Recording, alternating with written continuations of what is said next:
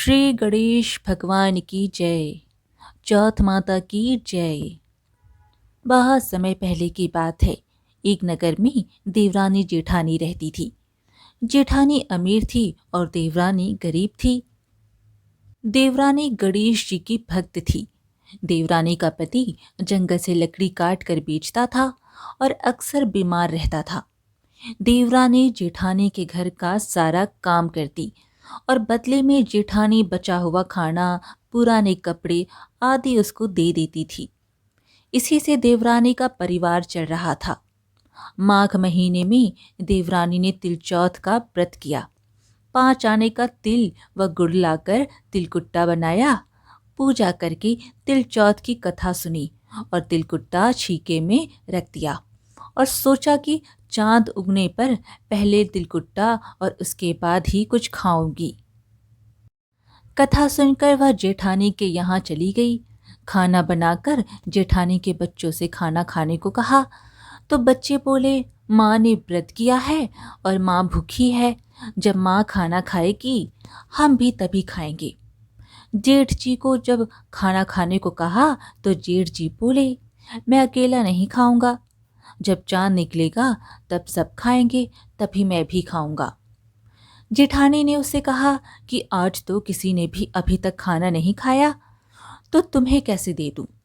तुम सुबह सवेरे ही बचा हुआ खाना ले जाना। देवरानी के घर पर पति बच्चे सब आस लगाए हुए बैठे थे कि आज तो त्योहार है, इसलिए कुछ पकवान आदि खाने को मिलेगा। परंतु जब बच्चों को पता चला कि आज तो रोटी भी नहीं मिलेगी तो बच्चे रोने लगे।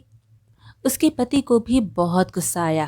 कहने लगा, सारा दिन काम करके भी 2 रोटी नहीं ला सकती तो काम क्यों करती हो? पति ने गुस्से में आकर पत्नी को कपड़े धोने से मारा। धोना हाथ से छूट गया तो पाटे से मारा। वह बेचारे गणेश जी को याद करती हुई रोते रोते पानी पीकर सो गई। उस दिन गणेश जी देवरानी के सपने में आए और कहने लगे, धोवने मारी पाटे मारी, सो रही है या जाग रही है? वह बोली, कुछ सो रही हूँ कुछ जाग रही हूँ। गणेश जी बोले, भूख लगी है, कुछ खाने को दे। देवरानी बोली, क्या दूं? मेरे घर में तो अन्न का एक दाना भी नहीं है। जेठानी बचा हुआ खाना देती थी, आज वह भी नहीं मिला। पूजा का बचा हुआ तिलकुट्टा छीके में पड़ा है, वही खा लो। तिलकुट्टा खाने के बाद गणेश जी बोले, धोवने मारी पाटे मारी, निमटाई लगी है, कहाँ निमटे? वह बोली, यह पड़ा है घर, जहाँ इच्छा हो वहाँ निमट लो। फिर गणेश जी बच्चे की तरह बोले, अब कहाँ पूछूं? नींद में मग्न अब देवरानी को बहुत गुस्सा आया कि कब से तंग किए जा रहे हैं। सो बोली, मेरे सर पर पूछो, और कहाँ पूछोगे? सुबह जब देवरानी उठी तो यह देखकर हैरान रह गई कि पूरा घर हीरे मोती से जगमगा रहा है। सिर पर जहाँ विनायक जी पोछनी कर कर गए थे, वहाँ हीरे के टीके व बिंदी जगमगा रहे थे। उस दिन देवरानी जेठानी के यहाँ काम करने नहीं गई। बड़ी देर तक राह देखने के बाद जेठानी ने बच्चों को देवरानी को बुलाने को भेजा। जेठानी ने सोचा, कल खाना नहीं दिया इसलिए शायद देवरानी बुरा मान गई है। बच्चे बुलाने गए और बोले, चाची चलो, माँ ने बुलाया है, सारा काम पड़ा है। देवरानी ने जवाब दिया, अब उसकी ज़रूरत नहीं है, घर में सब भरपूर है गणेश जी के आशीष से। बच्चों ने घर जाकर माँ को बताया कि चाची का तो पूरा घर हीरे मोतियों से जगमगा रहा है। जेठानी दौड़ती हुई देवरानी के पास आई और पूछा कि क्या सब हुआ कैसे? देवरानी ने उसके साथ जो हुआ वो सब कह डाला। घर लौटकर जेठानी अपने पति से कहा कि आप मुझे धोवने और पाटे से मारो। उसका पति बोला कि भली मानस, मैंने कभी तुम पर हाथ भी नहीं उठाया, मैं तुम्हें धोवने और पाटे से कैसे मार सकता हूँ? वह नहीं मानी और जिद करने लगी। मजबूरन पति को उसे मारना पड़ा। उसने ढेर सारा घी डालकर चूरमा बनाया और छींके पर रखकर वह सो गई। रात को चौथ विनायक जी सपने में आए और कहने लगे, भूख लगी है, क्या खाऊं? जेठानी ने कहा, हे गणेश जी महाराज, मेरी देवरानी के यहाँ तो आपने सूखा तिलकुट्टा खाया था। मैंने तो झरते घी का चूरमा बनाकर आपके लिए छींके पर रखा है। फल और मेवे भी रखे हैं और जो चाहे खा लीजिए। बाल स्वरूप गणेश जी बोले, अब निपटे कहाँ? जेठानी बोली, उसके यहाँ तो टूटी फूटी झोपड़ी थी, मेरे यहाँ तो कंचन के महल हैं, जहाँ चाहो निपटो। फिर गणेश जी ने पूछा, अब पोछू कहाँ? जेठानी बोली, मेरे ललाट पर बड़ी सी बिंदी लगाकर पोंछ दो। धन की भूखी जेठानी सुबह बहुत जल्दी उठ गई।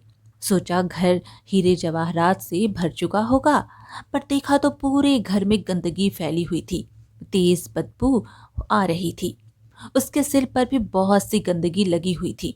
उसने कहा, हे गणेश जी महाराज, यह आपने क्या किया? मुझसे रूठे हो और देवरानी पर टूटे। जेठानी ने घर की सफाई करने की बहुत ही कोशिश की, परंतु गंदगी और ज्यादा फैलती गई। जेठानी के पति को मालूम चला तो वह भी बहुत गुस्सा हुआ और बोला, तेरे पास इतना सब कुछ था, फिर भी तेरा मन नहीं भरा। परेशान होकर चौथ के गणेश जी से मदद की, विनती करने लगी। गणेश जी ने कहा, देवरानी से जलन के कारण तूने जो किया था, यह उसी का फल है। अब तू अपने धन में से आधा उसे दे देगी, तभी यह सब साफ होगा। उसने आधा धन बांट दिया, किंतु मोहरों की एक हांडी चूल्हे के नीचे गाड़ रखी थी। उसने सोचा किसी को पता नहीं चलेगा, और उसने उस धन को नहीं बांटा। उसने कहा, हे श्री गणेश जी, अब तो अपना यह बिखराव समेटो। वे बोले, पहले चूल्हे के नीचे गाड़ी हुई मोहरों की हांडी सहित ताक में रखी 2 सुई के भी 2 हिस्से कर। इस प्रकार गजानन ने बाल स्वरूप में आकर सुई जैसी छोटी चीज का भी बंटवारा किया और अपनी माया समेटी। हे गणेश जी महाराज, जैसी आपने देवरानी पर कृपा की, वैसी ही सब पर करना।